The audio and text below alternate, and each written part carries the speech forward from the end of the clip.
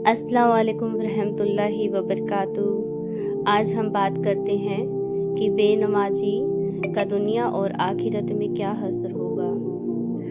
प्यारे नाजरीन, नमाज इस्लाम का वो सुकून है जो एक मोमिन और काफिर के बीच का सबसे बड़ा फ़र्क है। लेकिन अफसोस की बात है कि आज हमने दुनिया की दौड़ में अपने उस रब को भूलना शुरू कर दिया है जिसने हमें पैदा किया। जो शख्स जानबूझकर नमाज छोड़ता है उसका अंजाम दुनिया और आखिरत दोनों में बहुत भयानक होता है। सबसे पहले बेनमाजी की ज़िंदगी से अल्लाह बरकत ख़त्म कर देता है।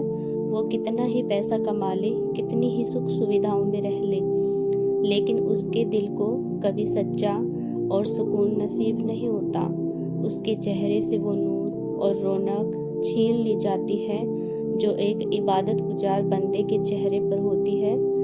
नमाज न पढ़ने वाले की कोई भी दुआ आसमान तक नहीं पहुंचती और उसकी उम्र और रिज्क मतलब कि रोजी में से बरकत निकाल ली जाती है।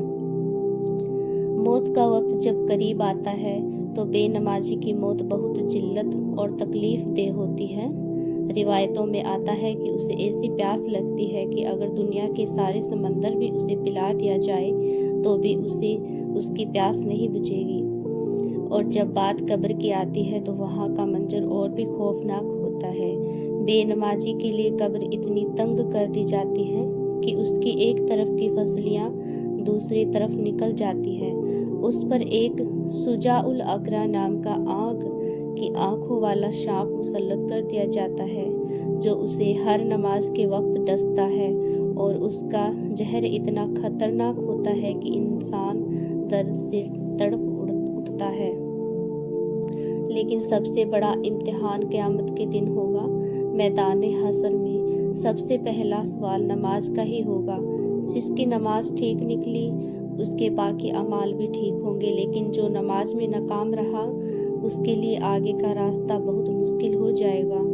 कुरान करीम में साफ लिखा है कि जब दोजखियों से पूछा जाएगा कि तुम्हें किस चीज़ ने जहन्नुम में डाला तो उनका सबसे पहला जवाब होगा, हम नमाज पढ़ने वालों में से नहीं थे। मेरे दोस्तों, अभी वक्त है, सांसें चल रही है। अल्लाह बहुत गफूरुर रहीम है, वो माफ़ करने वाला है।